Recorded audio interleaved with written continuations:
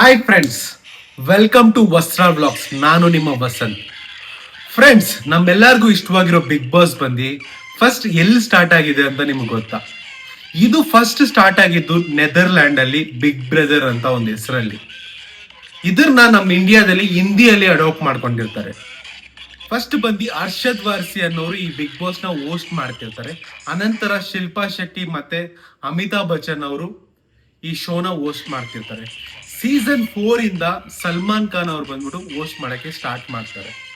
ಇವಾಗವರೆಗೂ big boss ಬಂದ್ಬಿಟ್ಟು 7 languages ಅಲ್ಲಿದೆ: Hindi, Kannada, Tamil, Telugu, Malayalam, Marathi and Bengali.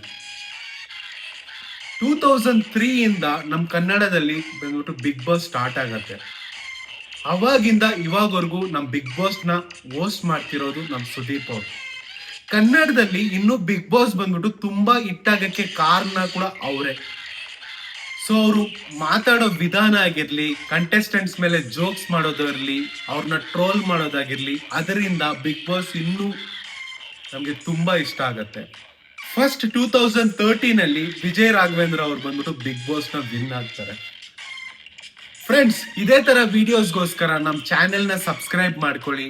ಈ ವಿಡಿಯೋನ ಕಂಪ್ಲೀಟ್ ಆಗಿ ನೋಡಿ, ನಿಮ್ಮ ಫ್ರೆಂಡ್ಸ್ಗೆ ಶೇರ್ ಮಾಡಿ. ನೆಕ್ಸ್ಟ್ ವಿಡಿಯೋ ಅಲ್ಲಿ ಇವಾಗವರೆಗೂ ಕನ್ನಡದಲ್ಲಿ ಯಾರೆಲ್ಲ ಬಂದ್ಬಿಟ್ಟು ಬಿಗ್ ಬಾಸ್ ನ ವಿನ್ ಆಗಿದ್ದಾರೆ ಅಂತ ನಾನು ನಿಮ್ಗೆ ತಿಳಿಸ್ತೀನಿ. ಮತ್ತೆ ಇವಾಗ ಹೊಸದಾಗಿ ಬಂದ್ಬಿಟ್ಟು ಬಿಗ್ ಬಾಸ್ ಒಂದು ಕಾಮನ್ ಮ್ಯಾನ್ಗೆ ಕೂಡ ಬಿಗ್ ಬಾಸ್ ಅಲ್ಲಿ ಪಾರ್ಟಿಸಿಪೇಟ್ ಮಾಡೋ ಅವಕಾಶ ಕೊಟ್ಟಿದೆ. ಇನ್ ಕೇಸ್ ಏನಾದ್ರು ನೀವು ಬಂದ್ಬಿಟ್ಟು ಬಿಗ್ ಬಾಸ್ ಅಲ್ಲಿ ಪಾರ್ಟಿಸಿಪೇಟ್ ಮಾಡಬೇಕು ಅಂದ್ಕೊಂಡಿದ್ದೀರಾ ಅಂದ್ರೆ ಈ ಮೇಲೆ ಇರೋ ಡೀಟೇಲ್ಸ್ಗೆ ನಿಮ್ಮ ಒಂದು 3 ಮಿನಿಟ್ಸ್ ವಿಡಿಯೋನ ಕಳಿಸಿ.